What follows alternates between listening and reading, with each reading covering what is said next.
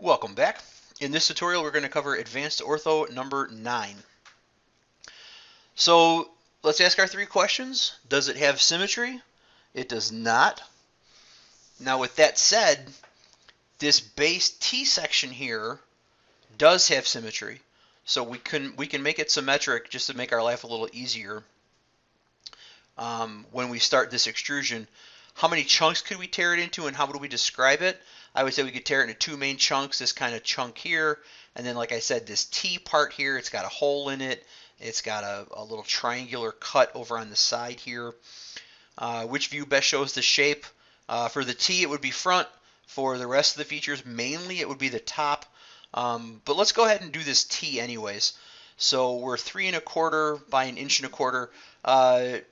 Do not, by the way, be fooled by this 1 inch dimension.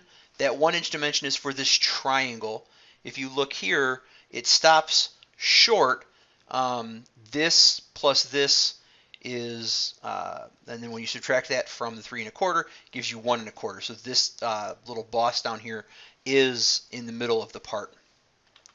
So let's go ahead and start to sketch on the front view and projecting all three planes, like we said, 1, 2, 3. We're going to go ahead and draw a line 3 1/4, and we're going to put a symmetric constraint between these 2 points and this yellow line, and we're going to come down some distance over 1.25, down some distance over 0.75, and then up and over.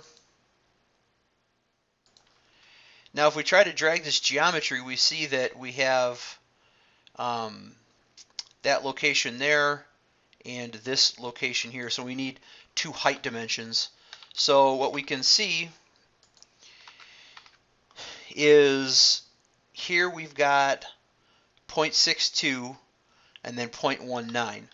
So if we go 0.62 and over here we'll put in 0.19, we are fully constrained.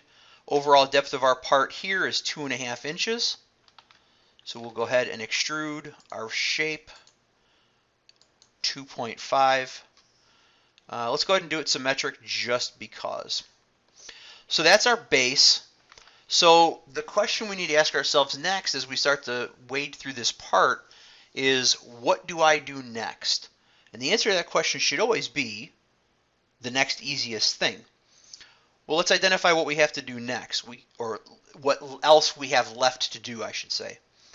We have this piece here, this cut. We have this hole and this triangular cut.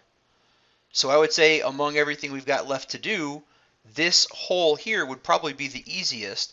It's centered in this T shape, and it's 3/4 of an inch back. So if we come in to our part and we sketch on the top, project our 3 planes, place a point, and dimension that point. Try that again. Dimension that point. Third time's a charm, everybody. It was picking this line on accident underneath there. 0.75.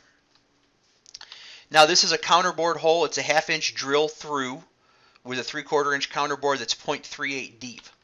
So let's go ahead and start filling out information for our counterbore. And we have 0.75, 0.38 deep, and a 0.5 through. Hit OK, and there we go. So if we start to kind of compare, we can see we've got this kind of little eyeball shape right here that we see, and we do see that little guy right there. So it tells me that we're in the right spot and things look well proportionally. So this cut here is 1 inch and a 50-degree angle, so we are given an angle here. So let's go ahead and knock that out.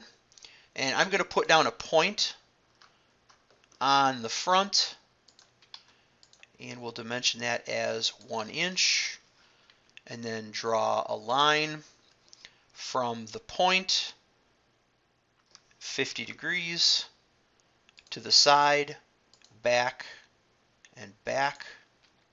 And then we're going to extrude that as a cut, 0.19 inches. And we see that 0.19 right here. Next is, this is going to have to be done in 2 parts. So let's get the base extrusion done first. We know that we're 1/4 of an inch over by 40 degrees, and we've got a 1.25 inch line here. We have to be careful with this part because it so happens that our distance from this edge to this edge is 1.25 also. Now the question we have to ask ourselves is, so we do know, let's just say, that this line lines up with these 2 lines right here. Do they have to line up though? And the answer to that question is no. So I could have 1.25 down here, and I could have this be 1.5, 0.875. It could be anything it needs to be. So the 2 are not tied to each other. They happen to be the same. Hopefully that makes sense. So what we want to do is we want to put down, first things first, a point. And I'm going to put that point close to the edge of my part and then dimension it 1.25. And then we see that that sits there.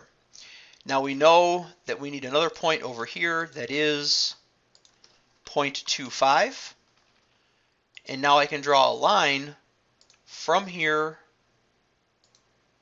over and up and then dimension the angle of this. And then draw in the rest of my shape for my extrusion.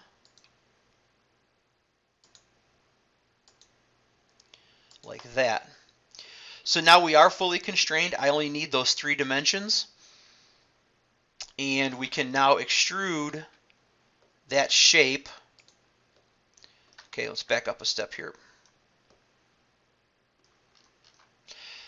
Okay, so we are not given an explicit dimension for the length of this. So it's going to be 1.56 minus 0.62 minus 0.19.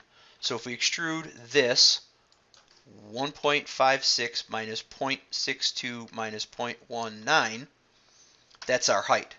Now you could just as easily do that in a calculator. I don't feel like flipping over to my calculator, but that gives us the same result. Okay? Last thing we need to do is this chamfer. We know that we've got a distance of 0.94 and an angle of 30 degrees. So let's go ahead and flip around and put our chamfer on distance and angle. And we said we know we've got an angle of 30 and a distance of 0.94. And this might have to get adjusted depending on the faces that we pick. And in this case it doesn't. That looks good. So F6 to go home, and we can kind of compare what this looks like to what this looks like. We see that that little triangle would be there. So I'm going to go ahead and call this part good. That's going to wrap up this tutorial. Thanks, and we'll see you in the next one.